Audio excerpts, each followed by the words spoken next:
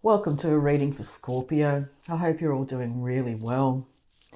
Dearest Scorpio, the 11th house came up in the shuffle, as well as the South Node.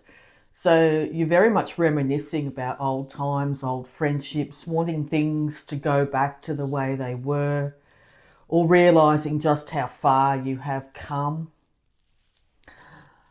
Memories of the good old times, the good old days back in the day, all these type of sayings might be coming out of your mouth, like, I remember when, and this used to be like this, and I used to love doing that. All very much on the tip of your tongue and in your mind at the moment. So let's have a look and see if there's any love blocks affecting this. Yeah, past lovers.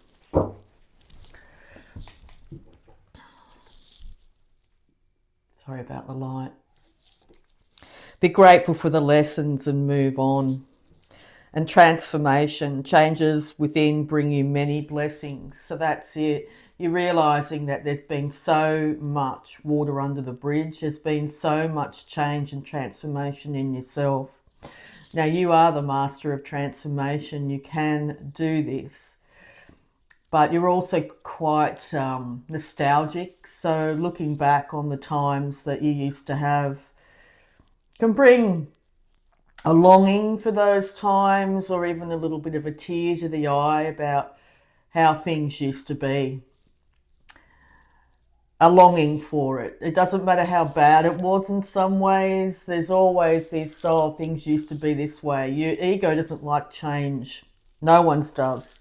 Likes change very much. So to have these massive changes and happening so fast has sort of got you now seeing back, probably now that everything's settled down a lot, and sitting in your emotions just going, oh wow, remember? Yeah. But you're also remembering not just one individual. You could have had a couple of relationships here in your life, and you could be going back over how it started, where you met, how long it lasted, what the relationship was like in the long run. All these things, you're sort of taking stock to see possibly what you'd like in the future, how you'd like things to be. So let's get some advice for you, beautiful Scorpio. Retrospective. Because in the future, you really do want to give a lot differently and not have so many people take. It could have been 4 relationships here that really did take from you. Kept on putting their hands out, what have you got to give me? What have you got to give me? There must be something more you can give me, that sort of thing. And in your generosity, you probably were a bit of a fixer, or someone that wanted things to go really well. Of course, everyone does in their relationships. But when it's one-sided and so many people are drawing your energy out of you, we get used to living that type of way. But now you're realizing that's in the past. You're done with it. You're no longer putting up with that. You're no longer having people just take. You want to sit in your own power now. And it could have been someone too that actually was quite domineering over you, that expected certain things to happen in a certain way. They were raised a certain way. Their parents raised them a certain way. It could be quite patriarchal or domineering. You can sort of see he's at the front and the woman, knows her place in the background type of energy. Or the more feminine energy, needs to be seen and not heard, I hear. Wow. But now you're realizing that you have the power to make your own existence, your own choices, and you can work in unison with people of a like mind here. It looks like 2 individuals working together to create something. And I think that's how it started off. You really did want that. But you're hoping to have that now. It could also be that in the younger times, that's how the relationships did start. On your side, you perceived it to be that way, but things sort of ended up being a lot more like this in the long run. But you're balancing the masculine and feminine sides of yourself here to come up with the plan to move forward and to learn and to teach, I hear. And you'll be making money out of this. You could be restarting a career that you had to put down because of duties, family duties, looking after all and sundry. But you really want to be able to look after you now. And it looks like you're coming up with a really great idea. As I said, teaching comes up very much. I've got a Scorpio teacher friend. And people will be coming to you for guidance and inspiration, possibly younger people here. And or you're turning to wisdom gained through experience here to figure out what to do next. And it's coming up with a game plan on how to get yourself financially stable.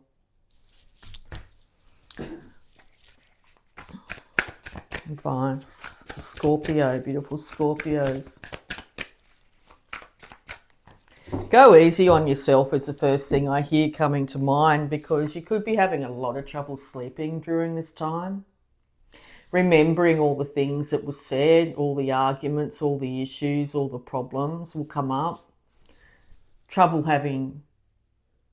remembering your dreams could be an issue, and all your dreams follow you into the day. But there is a little bit of loyalty here, even a small amount, but you could be not seeing it because of the troubles you're going through in your own mind at the moment. So remember to be loyal to looking after yourself in the physical world, Give yourself water and food like a little animal would need. Make sure you're caring for yourself like you would a small animal. As in, they do need a bit of nurturing and looking after. And that's what you need to be doing for yourself at the moment. To look after yourself a little bit like you would, a young child or a puppy or a kitten, you sort of dote over it a tiny bit. Make sure you're doing that to yourself at the moment. To fill your own cup, because when you're drained dry, constantly giving in the real world, 3D world, the real world, 3D matrix world, it's very easy to end up in this scenario at night because you're just exhausted. I wish I'd said that, or they said this, or, remembering all the things and chalking them up on the wall and breaking your own heart on the daily, going through them all, processing it all. But now it's time to actually start, and there's a herald. There's a herald call from your higher self, from your guides, from your angels, from your ancestors here to get up, stand up and get on with it. You're the one alive now. You're the one that can learn from this. And it also a reminder that things take a long time to build up, yes. But your life can seem quite long, but in reality, is it? As we age, the days become shorter, well, they seem shorter because it's a smaller percent of our lifespan. So they can fly by. So it's really important to actually stop and smell the roses, I hear, and get out into nature and just look at a tree for a little while. Just really connect in with Mother Nature. It's really going to help ground you, to help you move into this next phase. Be very, very gentle on yourself. But you're breaking generational curses here.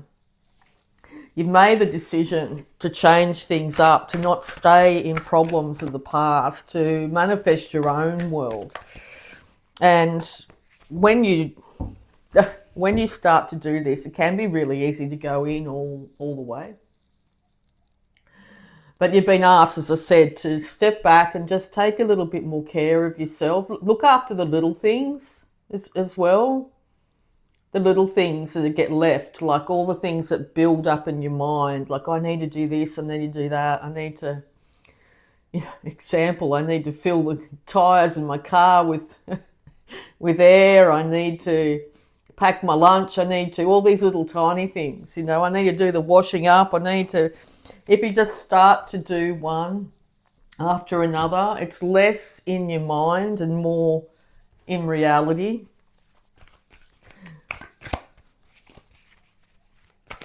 You're being asked to come into reality in a certain bit. And when I say that, your energy basically goes, no, I'd prefer to keep on moving. I need to keep on keeping on top of it. I need to keep on keeping on.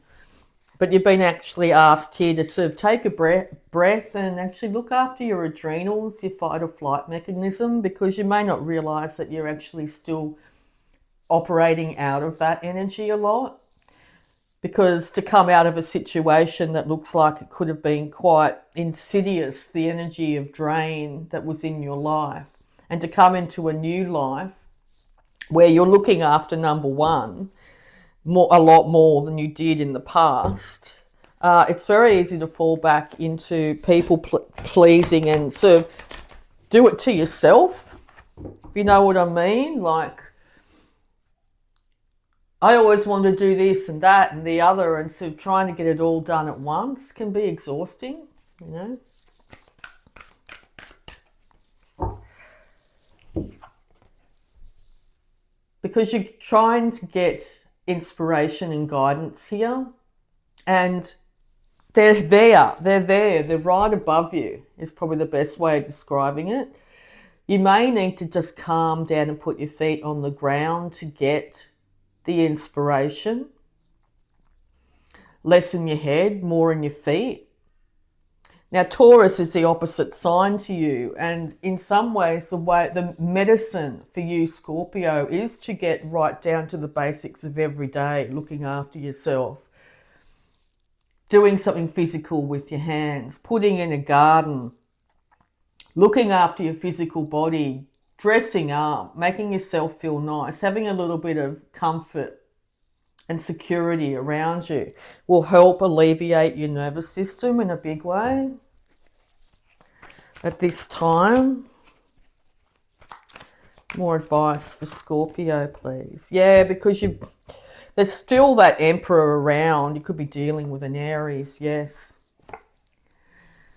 But there's very much you want to be seen as being in control, and or you're dealing with two individuals here that want to have the control over you. And it could also be, you know, this could be work and this could be home life. You want to have your ducks in a row, but you're realising at night when you try and go to sleep that that's not necessarily the case. There's so much turmoil, so when you start to actually calm your nervous system, it just sort of jolts you into, oh my God, I haven't done this. Oh my God, this happened way back when. And in the past, you could have very much been seen as this, but I think you also wanting to show people that you aren't so much of a control. You don't want the control over everybody and everything anymore. You just want to have to look after you. And look forward to a brand new day. You could be really wanting to now travel. Wishing upon a star, I hear. Realising that the world is in your hands now and you are the creator of your universe. And whatever choices that you make are your choices to make. But the whole idea of that can be literally terrifying, to actually realise that you've got to get up, stand up and be fully and utterly responsible for all the decisions in your life at this time. Terrified of making the wrong one, I hear. And you could be turning to old friends and acquaintances, but see, everybody's moving on with life, I hear as well. And they're all acting differently, I hear. I was born to enjoy life. I am a beloved child of the universe and have been given everything I need for every experience I shall have.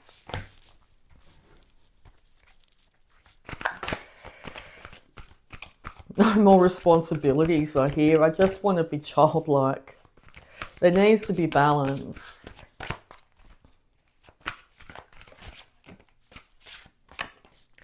It's going to be fast movement and wishing upon a star. What's your dream? What are you trying to manifest here? Triumphant success? To come up with the game plan, the idea, the movement forward. Over, heartache and loss, I hear you trying to show up like you haven't had your heart broken. You're trying to show up like you've got everything in control. You're trying to show up here to show everybody that you've overcome this turmoil and this grief. But in reality, there's still some healing to do. Heartache and loss has a way of popping back up when you least want it or expect it. When we feel like we're moving ahead and we're getting forward and we're getting on with our lives, a song can come on the radio, or you could run into your ex somewhere, or you could just remember when. And it can put you straight back into how you felt, the loss, the heartache. And you can sort of feel like you haven't got anywhere in life. You're still there. Your nervous system, once we feel something, it makes our body feel like we're still in it, the fight or flight. So you want to be seen as someone that's quickly moving forward and away from this scenario. But be very gentle with yourself. Realise that, like all things, heartache and loss and everything can be like a cyclical, in a circular motion. So we can feel like we're really getting over it, and then something will happen and take us back down, and then we'll try and get, something else will happen, we'll get up here, we'll feel great, and something else will take us down. And after a while, the spiral isn't so large, as in we don't go so high up and we don't go so far down. In time, the pain and loss can still be there, but it doesn't affect us as much as it did. But I sort of feel that this is still a process. You're still going through the motions of one day feeling great and over it and moving forward, and the next day falling back into what it was like. One day getting up, feeling great, moving forward, moving on, feeling fantastic, and then a song will come on the radio, or you'll run into somebody, or you'll see an old car you used to drive, or something like that. An ad will come on, anything. Someone will ask you, they haven't seen you for a long time, or how's you and so, and you'll be like, So catch yourself too if you find you're expressing verbally how you feel about a scenario, because it really does give you the subconscious indication of exactly where you are, because we can present and go out and look like we're all fine and everything's okay and I've got over this massive heartache and loss. But it's not until you start to tell people ask you, how are you going? And you go, oh yeah, all right. Or, I'm great, I'm fine, I'm doing well. And there's an inkling inside that sort of goes, oh, well, you didn't sleep last night because of the dreams. All these sorts of things. Check in with yourself. Another thing is, we don't have to tell everybody all the dramas in our life, because sometimes it can be turned around and used against us. Like if we tell our nearest and dearest all the problems that are going on, they could ask you, keep on reminding you, well, how are you going with this? Have you gone with that sort of thing, and take you back there as well. We all suffer heartache and loss, every single one of us. It's part of the human condition, sadly. Just the knowing that we're all going to go one day and all our loved ones are going to go too one day can be a massive kick in the guts. But it's a fact of life. So heartache and loss is present in this existence. But it's a matter of how we process it. And it's not just one day we decide, bang, that's it, I'm over it, it's done. There'll always be something that sort of will take you back down to make you remember again. And it's just a matter of how you'll notice each time that happens, you'll react differently, but don't beat yourself up if you're going through a stage where you're just like, oh my God, I don't know if I can get back up again this morning. I feel terrible. I'm just remembering all this stuff. But each time we go down there, it's less time as well.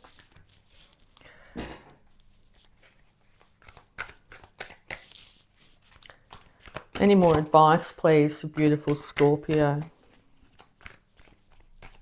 And so you're naturally deep divers.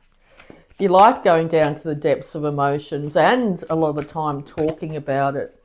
But you could be trying to keep your head above water at the moment. Yeah, and be strong. You're trying to be really strong.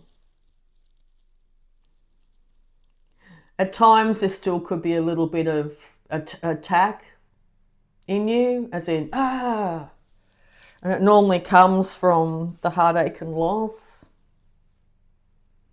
When you feel threatened, heartbroken, or giving too much, it can be very easy to end up in a defense state. So be aware of that at the moment as well. But you are being incredibly strong through this. Remember, it's as I said, it's like an onion too, is another way of describing emotions of all this. It's like every time you go through a layer of the onion, you peel the layer of the onion, it stinks and makes you cry. But with each layer that you get down to the center of the onion there, it's one less big layer to go through, and each layer is smaller and smaller, and you're heading towards a state where each time this happens, it's not going to be so bad. So yeah, basically you are being told to be so careful and gentle with yourself at the moment, and realize that it doesn't work like it's going to be next Tuesday at 4:30, everything will be better. It doesn't work like that. I trust to know that all is well in my world. I am part of the harmonious whole, as we all are, and I freely express who I am. That's it, warts and all. Some days you're not good. That's okay. We can't be perfect all the time. We can't sort of show up as in control and, a state of perfection, all dressed up, sitting there and, barking orders at everybody. Sometimes we feel like we want someone to do that for us. Wouldn't it be nice to be able to sit back a bit and have someone else make the decisions for a little while?